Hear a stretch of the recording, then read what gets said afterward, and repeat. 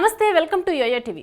తెలంగాణలో లోక్సభ ఎన్నికల హీట్ తారాస్థాయికి చేరింది. నామినేషన్ల ప్రక్రియ కొనసాగుతున్నది.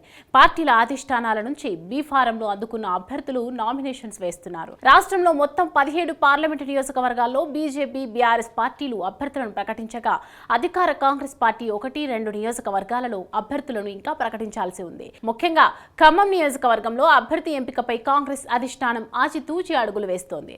మరోవైపు తెలంగాణలో 14 నియోజకవర్గాల్లో కాంగ్రెస్ పార్టీ జెండా ఎగురవేసేలా సీఎం రేవంత్ రెడ్డి ప్రత్యేక దృష్టి కేంద్రీకరించారు.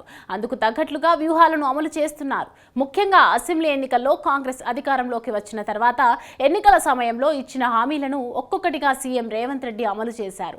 ఎన్నికల కోడ్ కారణంగా కొన్ని అమలు కాలేదు. అయితే హామీల అమలు విషయంలో రేవంత్ చిత్తశుద్ధి కారణంగా ప్రజల్లో కాంగ్రెస్ గ్రాఫ్ పెరిగింది. 3 నెలల కాలంలో ఇచ్చిన హామీలను సాధ్యమైనంత వరకు పరిష్కరించామని, ఎన్నికల కోడ్ తొలగించిన వెంటనే మిగిలిన హామీలను కూడా అమలు చేస్తామని ప్రజలకు వివరించడం ద్వారా వారి నుంచి మరింత మద్దతు పొందేలా కాంగ్రెస్ పార్టీ దృష్టి కేంద్రీకరించింది.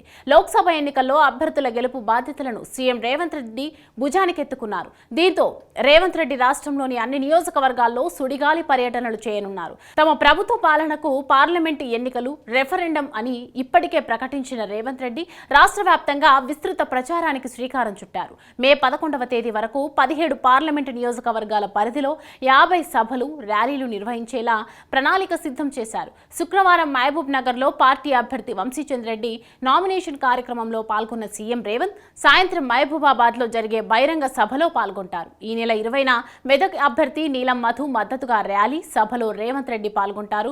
21న భువనగిరిలో పార్టీ అభ్యర్థి చామల కిరణ్ నామినేషన్ కార్యక్రమంలో పాల్గొంటారు. 22న మధ్యాహ్నం ఆదిలాబాద్లో నిర్వహించే సభలో పాల్గొననున్న రేవంత్ 23న నాగర్ కర్నూల్, 24న ఉదయం జహీరాబాద్, సాయంత్రం వరంగల్ పార్లమెంటు నియోజకవర్గాల్లో నిర్వహించే సభల్లో పాల్గొంటారు.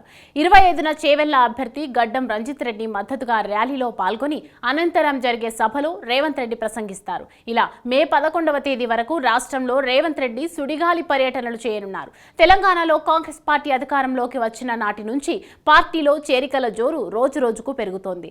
బీఆర్ఎస్ నుంచి కాంగ్రెస్ పార్టీలో చేరేందుకు నేతలు క్యూ కడుతున్నారు. ఇప్పటికే బీఆర్ఎస్ ఎమ్మెల్యేలు దానం నాగేందర్, కడియం శ్రీహరి, తెల్లం వెంకట్రావులు కాంగ్రెస్ కండువా కప్పుకున్నారు. తాజాగా రాజేంద్రనగర్ ఎమ్మెల్యే ప్రకాష్ గౌడ్ సీఎం రేవంత్ రెడ్డిని కలిశారు. 2 రోజుల్లో ఆయన సైతం కాంగ్రెస్ తీర్థం పుచ్చుకునే అవకాశం ఉంది. గ్రేటర్లో మేయర్ గద్వాల విజయలక్ష్మి, డిప్యూటీ మేయర్తో పాటు కొందరు కార్పొరేటర్లు కాంగ్రెస్ పార్టీలో చేరారు. రాష్ట్ర వ్యాప్తంగా బీఆర్ఎస్ నుంచి ముఖ్య నేతలు, ద్వితీయ శ్రేణి నేతలు కాంగ్రెస్లోకి క్యూ కడుతుండటంతో పార్టీ బలం రోజురోజుకు పెరుగుతున్నది. దీంతో రాష్ట్రంలో 17 లోక్సభ స్థానాల్లో 14 నియోజకవర్గాల్లో పార్టీ జెండా ఎగరడం ఖాయమని ఆ పార్టీ నేతలు ధీమాతో ఉన్నారు.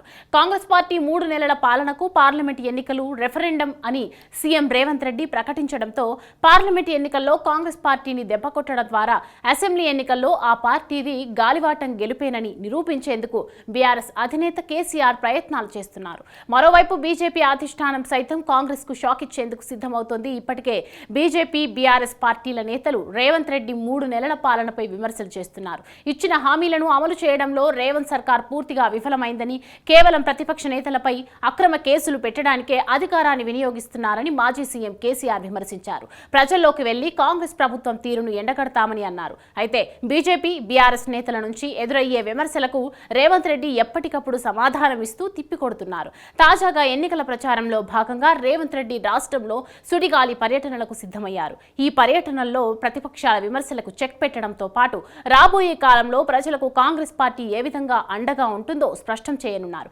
ఈ క్రమంలో కాంగ్రెస్ అధిష్టానం టార్గెట్ ను రేవంత్ ఏ మేరకు రీచ్ అవుతాడనే అంశం తెలంగాణ రాజకీయాల్లో ఆసక్తి రేపుతోంది.